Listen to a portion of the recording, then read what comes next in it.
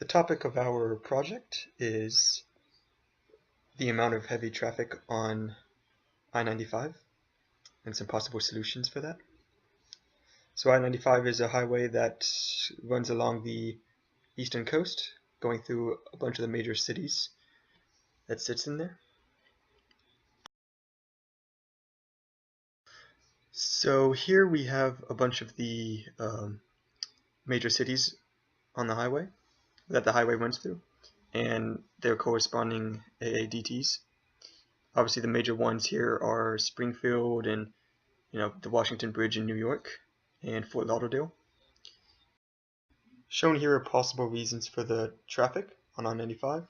One I want to put emphasis on is the fact that I-95 has the most branch routes compared to any other interstate highway, and those routes that branch off of it generally are much longer than those belonging to other routes. And now I'm going to play a video that I found that explains how traffic can just randomly come about on highways that I think does a pretty good job of explaining it.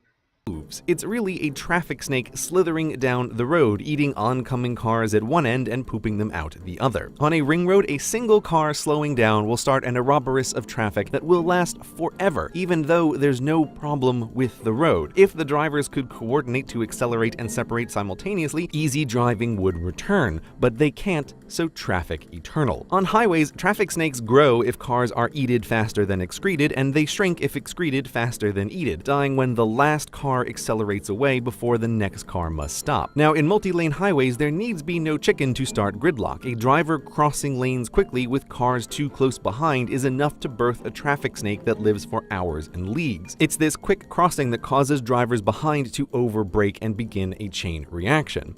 So the first idea that we had to possibly solve this issue was to add additional lanes to the highways, especially in parts of South Carolina and North Carolina that only have 2 lanes on this highway. And for funding it, we thought maybe adding some temporary tolls could help with funding the projects. Also, we could maybe decrease the number of vehicles on the road by improving our public transportation system, and also maybe adding carpool lanes to the highways.